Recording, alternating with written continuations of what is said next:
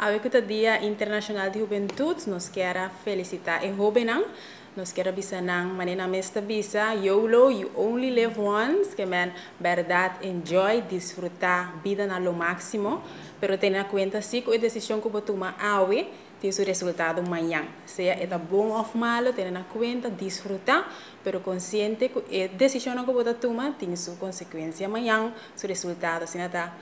Se você na escola, tem uma temporada de escola nova que vai começar. E me saco como jovem a gente grande, porta pensa que você não tem problema, me saco você porta passando de situação difícil na casa. Me quero encorajar você para não largar o qual está negativo agora que determinar completo quem você vir amanhã. Toma controle da situação e você passa saque dor de buscar ajuda no tempo. O Departamento de Assuntos Social está com porta a abrir para ajudar você, sostener você em qualquer necessidade que você tem. Enjoy você dia, enjoy esse semana e nós desejamos você tudo bom.